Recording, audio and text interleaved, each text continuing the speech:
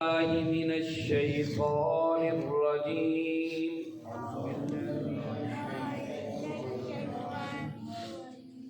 بسم الله الرحمن الرحيم.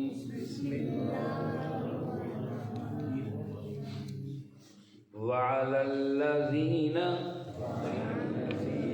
هادوا حرمنا كل ذي ظفر ومن البقر والغنم حرمنا عليهم شحومهما إلا ما حملت ظهورهما أو الحوايا أو ما اختلط بعظم ذلك جزيناهم ببغيهم وإنا لصادقون. فإن كذبوك فقل ربكم ذو رحمة واسعة ولا يرد بأسه عن القوم المجرمين.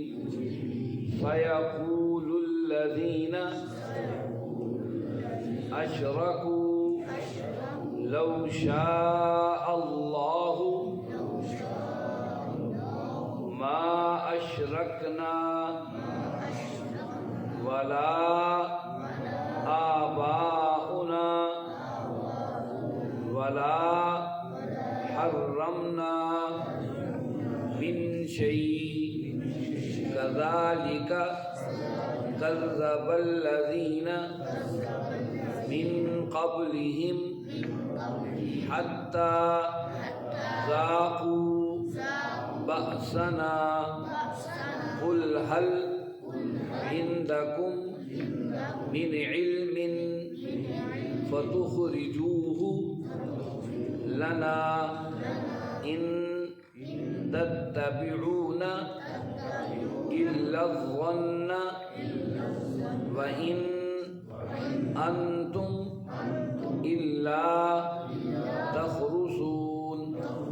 قل فلله الحجة البالغة فلو شاء لهداكم أجمعين.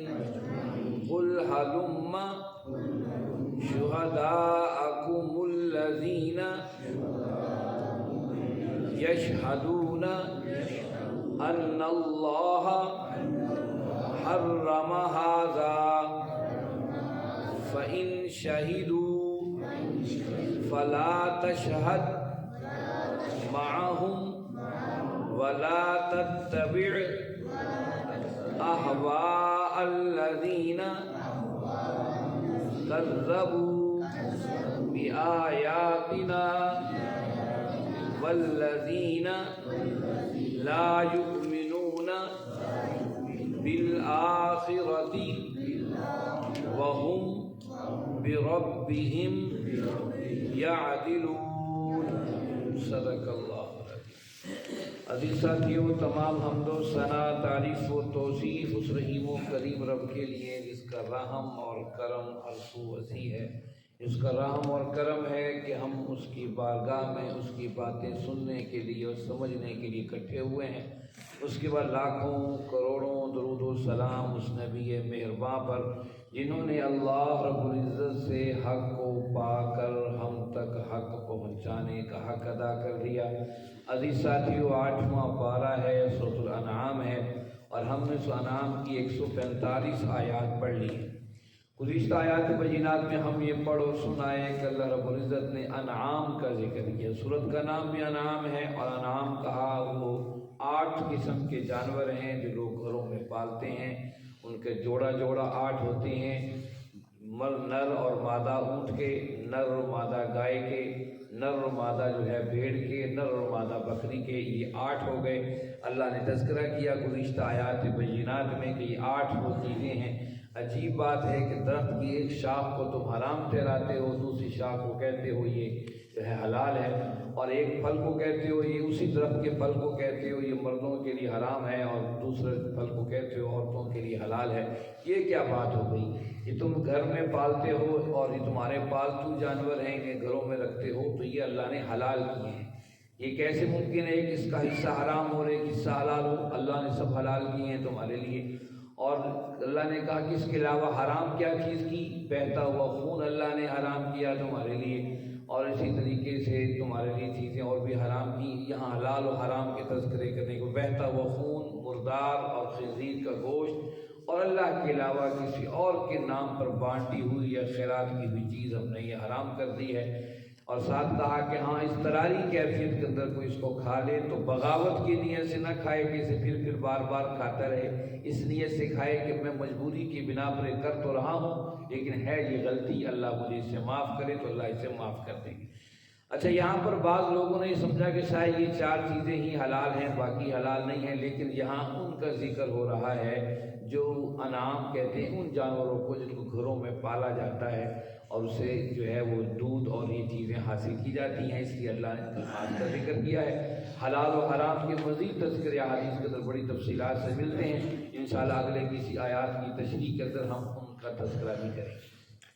آج کی آیات میں اللہ رب العزت، پچھلی آیات میں اللہ نے اہل مکہ مشرکین سے مخاطب تھے، آج کی آیات جو ہیں وہ یہودیوں سے براہ راست مخاطب ہیں۔ اللہ نے فرمایا اعوذ باللہ من الشیطان الرجیم وعلی الذین، اور وہ لوگ جو ہادو یہودی ہو گئے، حرمنا ہم نے حرام کر دیا تھا، کل ہر چیز، ذی ظفر جو کہ ناخن والی ہے، وَمِنَ الْبَقَرِ اور گائے، وَالْغَنَمِ اور بکریاں، حرمنا ہم نے حرام کر دیا تھا، علیہم ان پر، شُحُومُھا ان کی چربیاں، إِلَّا مَا حَمَلَتْ ظُهُورُهَا جو ان کی پیٹھ کے ساتھ لگی رہ گئی ہوں، أَوِ الْحَوَایَا یا آنتوں کے ساتھ لگی رہ گئی ہوں، او مختلط بعظم یا ہڈیوں کے ساتھ لگی رہ گئی ہوں، اس کے علاوہ ہم نے ہر قسم کی چربی ان پر حرام کر دی تھی۔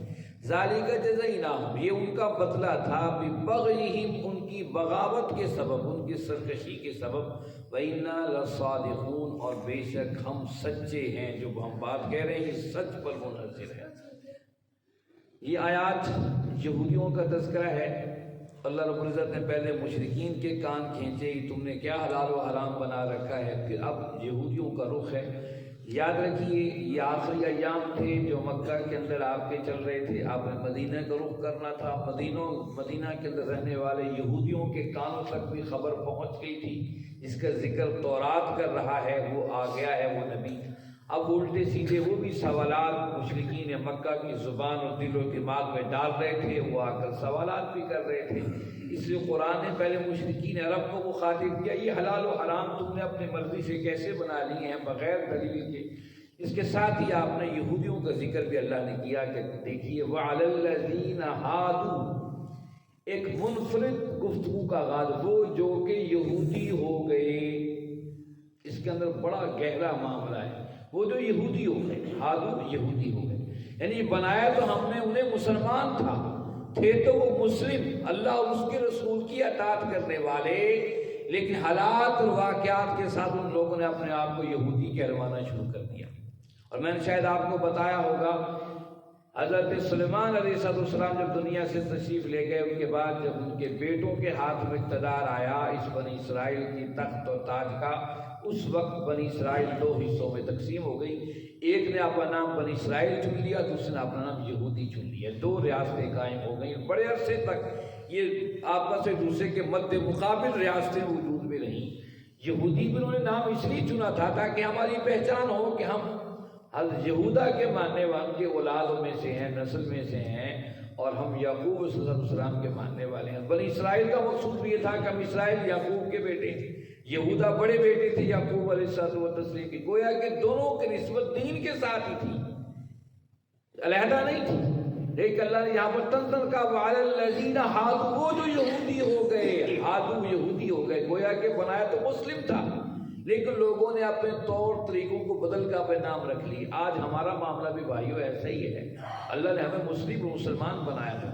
فلسطین کے حالات دیکھی، وہاں کے حالات کی طلب اور وہاں کی تھوڑی سی خوشی کی لہر پوری امت مسلمہ کو خوش کر رہی ہے۔ کیا آپ کا خیال ہے کہ بریلوی خوش ہے تو شیعہ اس سے ناراض ہے، یا دیوبندی خوش ہے تو حدیث اس سے ناراض ہے؟ قطعاً ایسا نہیں ہے۔ پوری امت مسلمہ ان کی خوشیوں کے اندر مجموعی طور پہ شریک ہے۔ یہ چیز ہمیں بتاتی کہ ہم مسلم ہیں، اس لیے ہمیں مسلم ہی کا نام استعمال کرنا ہے، اپنے آپ کو مسلمان ہی کہنا ہے۔ اللہ نے تنزل کہا وَعَلَى الَّذِينَ هَادُوا، وہ جو یہودی ہو گئے تھے، جنہوں نے اپنا نام یہودی رکھ لیا تھا، حرمنا کل ذی ظفر، ہم نے ان پر حرام کر دی تھی ہر ناخن والی چیز۔ ناخن والی چیز سے مراد کیا ہے؟ اس سے مراد یہ ہے، جس سے آپ دیکھتے ہیں یہ جو گائے ہے اور یہ بکری ہے، ان کے خود دو ہوتے ہیں، دو ناخن ہوتے ہیں۔ تو اس کے علاوہ ایک ناخن والی، ان کا ایک پاؤں تھا، جس طرح اونٹ ہے، جس طرح جو ہے خرگوش ہے، جن کا ایک سم تھا، ایک سم والے جانور پہ حرام کر دیے گئے تھے۔ وَمِنَ الْبَقَرَ، اور گائے اور والغنم اور بکریاں، حرمنا علیہم شحومہما، ہم نے ان میں سے بس وہی چیز حرام کی تھی، یعنی کہ چربی۔ ہم نے کہا گائے بھی حلال ہے اور بکریاں بھی حلال، لیکن وہ چربی جو ان کے اندر ہے وہ حرام ہے۔ اور وہ حرام کیا ہے؟ وہ حرام ہے جو ان کی پیٹھ کے ساتھ لگی ہو چربی، وہ تم کھا سکتے ہو۔ جو آنتوں کے ساتھ لگی ہو، جو دل اور گردوں کے ساتھ لگی ہو، اس سے علیحدہ کرنا تھوڑا مشکل ہے، وہ کھا سکتے ہو۔ اسی طریقے سے کہا کہ جو ان کی ہڈیوں کے ساتھ لگی ہو وہ چربی کھا سکتے، اس کے علاوہ ساری چربی حرام ہے۔ اب دیکھیے سوال یہ تھا کہ جس طریقے سے مکہ کے کافر کہتے تھے کہ یہ گائے کا بچڑا مردوں کے لیے بچہ حلال ہے اور عورتوں کے لیے حرام ہے، تو ویسا تو تورات کی شریعت میں بھی تھا کہ اس میں یہ چربی پورا جانور حلال ہے لیکن چربی حرام ہے۔ یہ معاملہ کیا ہے؟ سوال دوسرا تھا۔ اللہ نے خود اس کی وضاحت کی، کہا کہ ذَلِكَ جَزَيْنَاهُمْ بِبَغْيِهِمْ، یہ ہم نے ان کو ان کی سرکشی اور بغاوت کی بنا پر ایسا کیا، ہم نے حرام نہیں قرار دیے تھے۔ اس سے دو باتیں محدثین و مفسرین نے ذکر کی ہیں۔ ایک بات یہ ذکر کی ہے کہ اللہ رب العزت نے ان پر سختی کی، کیونکہ بار بار ہر چیز میں اعتراض کرتے تھے، ہر چیز میں سوال و جواب پوچھتے تھے۔ گائے کا معاملہ سورہ بقرہ میں پڑھ لیا، ایک گائے کو ذبح کرنا تھا ایک مقتول کے حوالے سے، پوچھتے رہے رنگ کیسا ہو، کرتی کیا ہے، جوان ہو کہ بوڑھی ہو، کھیتوں میں کام کرتی ہو کہ نہ کرتی ہو، پانی لگاتی ہو، ایسے عجیب و غریب سوال کرتے چلے گئے، جھگڑتے چلے گئے۔ ایک تو اس سے محدثین و مفسرین نے یہ بات نکالی کہ جو مسلسل سوالات جوابات کی بنا پر اللہ نے سختی اس پر لازم کر دی تھی، اور دوسری بات یہ نکالی مفسر محدثین نے کہ اللہ رب العزت کا ایک نظام ہے۔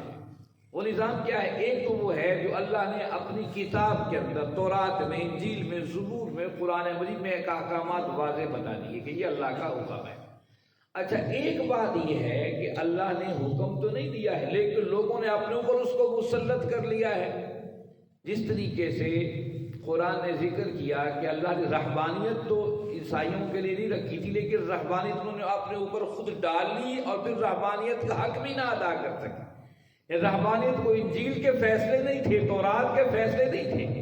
رہبانیت کا مطلب جنگلوں میں نکل جانا، پہاڑ غاروں میں نکل جانا، نہ نہانا سال ہر سال اور گندے رہنا کہ یہ اللہ کے قرب کی علامت ہے۔ دنیا کی ساری چیزوں کو چھوڑ کر سمجھنا کہ دنیا کی ساری چیزیں مجھے علائشات اور آزمائش میں اور اللہ کے عذاب میں ڈالتی ہیں، سب کو چھوڑ کر جنگلوں میں اور غاروں میں بیٹھ جانا، اللہ نے کہا یہ رہبانیت ہے۔ اور یہ رہبانیت ان پر اللہ نے لازم نہیں کی تھی، لیکن پھر انہوں نے اپنے اوپر خود لازم کی، لیکن پھر بھی اس کا حق نہ ادا کر سکے۔ ان چوری چکاری کرتے رہے۔ چوری چکاری سے مراد بظاہر بڑے اللہ والے اور بڑے نیک بندے تھے، لیکن اندر غذائیں بھی کھا رہے ہیں اور عورتوں سے لطف اندوز بھی ہو رہے ہیں۔ یہ آج تک ہو رہا ہے۔ عیسائیوں کے بڑے بڑے راہب جو تارک دنیا ہیں، ان کے کئی ویڈیوز اور کئی باتیں دنیا میں تشتبام ہو گئی ہیں کہ عورتوں کو انہوں نے چھوڑ دیا اور مردوں کے ساتھ یہ کیا۔ بڑے بڑے پوپ، بڑے بڑے معاملات 4-5 سال میں ان کی پوری ساری دنیا کے اندر جو ہے وہ عجیب و غریب ان کے معاملات جاری رہے۔ تو یہ اللہ نے کہا اسی طریقے سے وہاں پر بھی ایسا ہی تھا کہ یعقوب علیہ السلام نے کہاں موقع پر جب ان کی طبیعت صحیح نہیں تھی تو اونٹ کے گوشت سے پرہیز کیا۔ لوگوں نے سمجھا کہ اونٹ حرام ہے، اور پھر تورات اس کے بعد میں نازل ہوئی، لیکن پہلے سے اس کے حرمت کا فیصلہ کر لیا۔ ذالک جزیناہم ببغیہم، یہ جو ان پر سختیاں کی گئیں کہ تم چربی کا یہ حصہ کھاؤ اور باقی نہیں کھا سکتے، اور یہ تم ایک ناخن والے جانور تم پر حرام کر دیے گئے، یہ ان کے لیے کوئی قانون نہیں تھا، ان کی مسلسل بغاوت اور سرکشی کی وجہ سے ہم نے ان کو دیا تھا قانون۔ وَإِنَّا لَصَادِقُونَ، بے شک ہم سچے ہیں۔ یعنی اللہ رب العزت کے حلال و حرام کرنے کے دو طریقے ہیں، یا تو آسمانی وحی کے ذریعے پیغام اتار دے، یا پھر لوگ ایسا کرنا شروع کر دیں اور پھر اوپر ہی پابندی لگ جائے۔ اللہ نے دوسری بات کو سزا اور عذاب کے طور پر ذکر کیا ہے۔ فَإِن كَذَّبُوكَ، اور اگر یہ آپ کا انکار کرتے ہیں، فَقُلْ، پس کہہ دیجئے، ربکم، آپ کا رب، ذو رحمت واسعہ، وہ بڑی وسیع رحمتوں والا ہے، ولا يرد بأسه عن القوم المجرمین، اس کا عذاب پلٹتا ہی انہی کی طرف ہے جو مجرم لوگ ہوتے ہیں۔ یہاں بتائیں میرے محبوب، آپ کا انکار جو کر رہے ہیں، لیکن اللہ کی رحمتیں ہیں، اس کے انکار کے باوجود اللہ ان پر عذاب نہیں اتار رہا ہے، یہ اس کی رحمتیں ہیں، نہیں تو یہ چشم زدن میں ان کا معاملہ ہو جاتا۔ لیکن یہ یاد رکھیے، اللہ مجرموں کو چھوڑے گا نہیں، دنیا میں نہیں تو آخرت میں ضرور نہیں سزا دے گا۔ سیقول الذین اشرکوا، ان قریب یہ لوگ کہیں گے، الذین اشرکوا، جن لوگوں نے شرک کیا، لو شاء اللہ، اگر اللہ چاہتے، ما اشرکنا، ہم شرک نہ کرتے، ولا آباؤنا، نہ ہمارے آباء و اجداد شرک کرتے، ولا حرمنا من شرک، ہم کسی چیز کو حرام نہ ٹھہراتے، کذالک، اسی طریقے سے، کذب الذین من قبلہم، جھٹلایا ان سے پہلے لوگوں نے، حتیٰ یہاں تک کہ ذاقوا بأسنا، ان چکھا ہمارے سخت عذاب کو۔ قل، کہہ دیجیے، حل عندکم، کیا تمہارے پاس من علم، کوئی دلیل ہے، فتخرجوہ لنا، اگر ہے تو لاؤ ہمارے سامنے دلیل لے کر آؤ۔ ان تتبعون الا الظن، یہ صرف پیروی کرتے ہیں گمان کی، وان انتم الا تخرصون، اور اٹکل پچیوں کی یہ کرتے ہیں، جو اٹکل اندازے لگاتے ہیں اسی کی پیروی کرتے ہیں۔ اس آیت میں بڑی اہم بات بتائے کہ یہ ہر مشرک یہی کہتا ہے۔ آج بھی دیکھ لیجئے، لوگ کہتے ہیں جناب اللہ کے حکم سے تو پتہ بھی نہیں ہلتا ہے، اگر ہم یہ غلط کام کر رہے ہو تو اللہ ہمیں روک نہ لیتا، ہم سود کھا رہے ہیں، غلطیاں کر رہے ہیں، اللہ ہمیں پکڑ نہ لیتا۔ یہ جواب ہر دور کے مشرک نے دیا ہے، ہر دور کے ظالم نے دیا ہے، ہر دور کے بدماش نے دیا ہے، اگر ہم غلط کر رہے ہو تو اللہ ہمیں پکڑ نہ لیتا۔ یہاں اللہ نے اسی بات کو دہرایا، سیقول الذین اشرکوا، ان قریب یہ لوگ شرک جو مشرک ہیں کہیں گے، لو شاء اللہ، اگر اللہ چاہتا، ما اشرکنا، ہم شرک کرتے ہی نہ، ولا آباؤنا، نہ ہمارے آباء و اجداد ایسا کرتے، ولا حرمنا من شیء، اور ہم کسی چیز کو حرام نہ ٹھہراتے، اگر ایسا کرتے اللہ ہمیں پکڑ لیتے۔ اللہ رب العزت نے فرمایا، ہمارے معاملے ایسے نہیں ہیں، ہم نے وحی کے ذریعے، نبی کے ذریعے پیغام دے دیا، اب اس پر چلنا نہ چلنا انسان کا فیصلہ ہے۔ یہ ہم نے طے کر دیا، اگر یہ اچھے کام کرے گا تو یہ راستے ہیں، برے کام کرے گا تو یہ راستے ہیں، ان پر یہ نہیں کہ اللہ ان سے راضی ہے، ایسا معاملہ نہیں ہے۔ پھر ساتھ ہی کہا کہ پہلے سابقہ جو قومیں تھیں، من قبل، ان سے پہلے، حتیٰ ذاقوا بأسنا، ہم نے سخت انہیں سزائیں دی۔ ہاں اللہ نے آخری آیت کے، اس آیت کے حصے میں، قل، کہہ دیجئے میرے محبوب، حل عندکم من علم، اگر تمہارے پاس اس کی کوئی دلیل ہے تو وہ لاؤ، فتخرجوہ لنا، ہمارے سامنے پیش تو کرو۔ گویا کہ اصل چیز ہے دلیل، اور دلیل کے مقابلے میں قرآن ہے کہ ان تتبعون الا الظن، یہ گمان کی پیروی کرتے، ہاں ایسا ہوگا، ایسا ہوگا، بہشت کے دروازے بنا لیے کہ یہاں سے داخل ہوگا، جنت میں چلا جائے گا، یہ گمان ہے، یقین نہیں ہے۔ خود ان لوگوں کو یقین ہے، وہ گمان کرتے ہیں کہ یہ اللہ کے نیک بندے ہیں، ان کی درگاہ پر ہم نے دروازہ بنا دیا ہے، یہاں سے جنت میں داخل ہوگا، جنت میں جائے گا، ان کو گمان ہے۔ قرآن نے کہا کہ دلیل کے مقابلے میں گمان کی اور اٹکل کی اور اندازوں کی لائن لگاتے ہیں، جبکہ دلیل ہے آسمانی وحی، دلیل ہے رب کا قرآن، آمنہ کے در یتیم جناب احمد مجتبیٰ محمد مصطفیٰ صلی اللہ علیہ وسلم کا فرمان، یہ دلیل ہے۔ اس لیے اللہ نے کہا کوئی دلیل ہے، تم ذرا شریعت موسوی سے لا دو، تورات میں سے لا دو، یہ شریعت ابراہیمی میں سے لا دو، پھر تو ٹھیک ہے، نہیں تو کوئی دلیل تمہارے گمانوں پر مشتمل نہیں ہونی چاہیے۔ گویا کہ دین اللہ کا گمانوں پر قائم نہیں ہوتا ہے، مضبوط دلیل پر قائم ہوتا ہے۔ اس لیے جب بھی کوئی بات کرے اسے کہو بھائی حضرت جی یا پیر جی یہ بڑی بات ہے، بڑی باتیں کرتے ہو، ذرا اس کی دلیل تو لا دو، رب کے قرآن میں ہے، آمنہ کے در یتیم میں فرمان میں ہے۔ ایک جگہ ہم فوتگی پر اکٹھے تھے، کسی نے ایک کام کے معاملے کا یہ بدعت ہے، وہ صاحب بڑے عالم دین تھے، اس سے اٹھ کھڑے کہنے لگے یہ بلب بھی تو بدعت ہے، یہ پنکھے بھی تو بدعت ہے، یہ مسجد کے اندر یہ دریا بچھانا قالین بچھانا بھی تو بدعت ہے۔ بدعت کا معنی ہے نئی ایجاد، تو یہ نئی ایجادات تینوں ہیں؟ نہیں، ایسا نہیں ہے، اصل میں کچھ شعور کی ناخن بھی لینے سے بدعت وہ ہے جس کو نیکی کا کام سمجھ کر کیا جائے، ثواب سمجھ کے کیا جائے، لیکن دلیل اللہ اور اس کے رسول صلی اللہ علیہ وسلم کی حیات طیبہ میں نہ ہو، قرآن میں نہ ہو، وہی تو بدعت ہے، وہی تو نہیں چیز ثواب سمجھ کے، گناہ سمجھ کے نہ کیا جائے، ثواب سمجھ کے کیا جائے، وہ چیز بدعت ہے۔ اس لیے دلیل یہاں بھی قرآن بار بار ان سے کہہ رہے دلیل لاؤ، کہیں شریعت ابراہیمی کی شریعت میں قانون ہے تو لاؤ، شریعت مسلم ہے تو کوئی دلیل لاؤ۔ اگر خود قرآن نے کہا کہ اس کی وجہ یہ ہے کہ گمان کی پیروی، ایسا ہوگا، ایسا ہوگا، یہ ایسا ہوگا تو گمان ہے اور اندازے ہیں۔